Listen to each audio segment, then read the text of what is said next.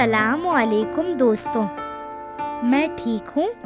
उम्मीद है आप सब भी ठीक होंगे। अगर आप मेरे चैनल पे नए हैं तो मेरे चैनल को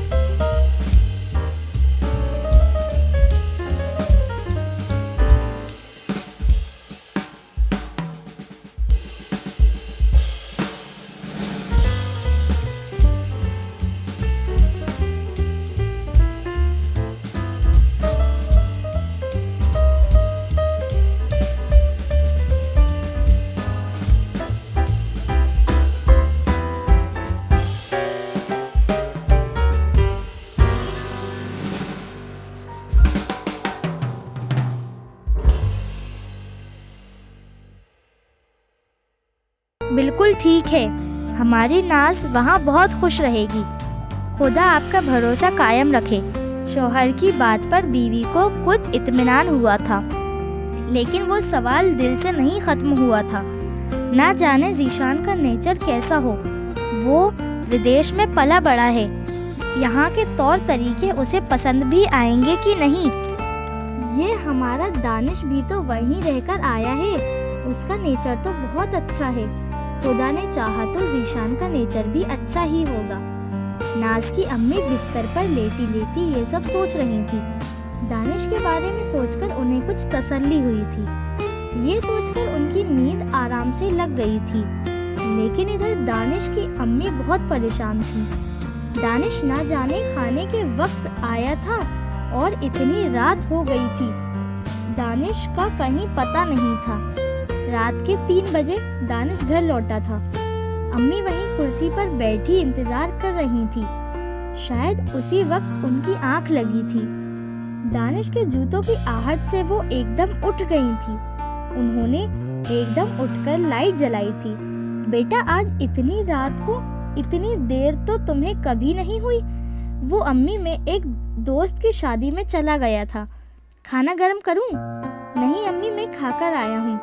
माँ औलाद की आदतों के बारे में अच्छी तरह जानती थी।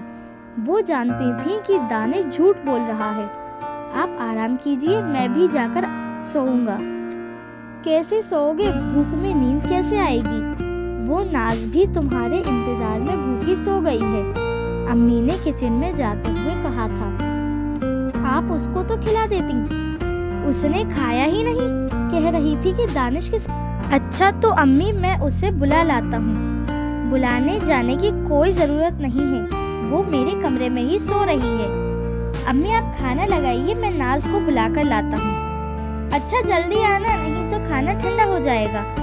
दानिश की अम्मी ने दानिश के दिल की बात जान गई थी। वो भी यही चाहती थी कि नाज उनके घर की बहू बने, लेकिन उनके पैगाम भेजने से पहले ही बड़े भाई के घर से पैगाम आ गया था, इसलिए उन्होंने खामोश रहना ही ठीक समझा था।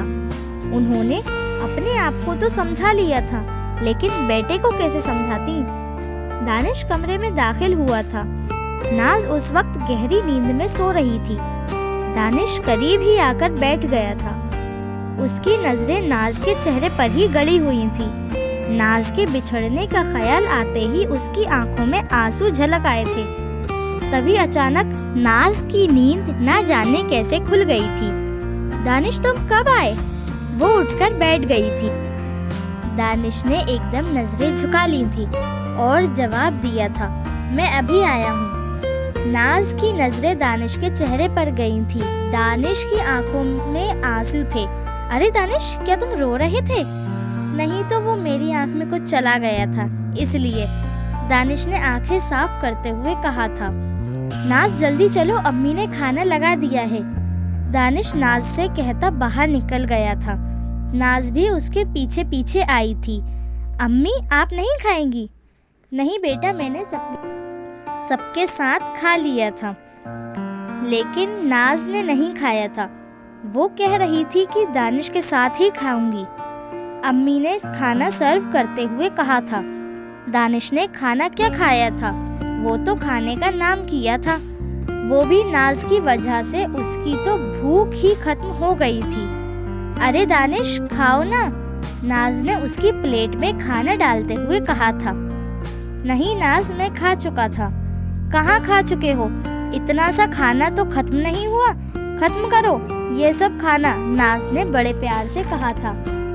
यही आदतें थी जो दानिश को उसके और करीब ला रही थी। तुम्हें आज इतनी देर कैसे हो गई? नाज ने खाना खाते हुए दानिश से पूछा था। मैं एक दोस्त की शादी में चला गया था। फिर तो तुमने खाना खाया होगा वहाँ। नहीं, मैंने खाना नहीं खाया। मुझे मालूम था नाज ने भी नहीं खाया होगा। इतनी ही फिक्र थी तो घर जल्दी आ जाते। तुम्हें मालूम है ना, जब मुझे भूख लगती है तो मुझे कितना गुस्सा आता है। आज किस पर गुस्सा उतारा? दानिश ने बात काटते हुए कहा था। सोचा तो था कि तुम पर सारा गुस्सा उतार दूंगी, लेकिन जब तक तुम आए मेरा सारा गुस्सा ही ठंडा हो गया। दोनों हंसने लगे थे। बेटा और कुछ लाऊं? नहीं अम्मी, मैं नहीं खाऊंगा। मैं खा चुका हूँ। अब आप नाज से पूछिए, दानिश ने उठते हुए कहा था। नहीं फूफी, मैं भी खा चुकी हूँ, नाज ने प्लेटें उठाते हुए कहा था। अरे बेटा तुम रहने दो, मैं उठा लूंगी। नहीं फूफी जान, आप जाके आराम कीजिए, मैं सब कर लूंगी। नाज ने डाइनिंग टेबल पर से सामान उठाते हुए कहा था। अम्मी आप जाकर आराम कीजिए।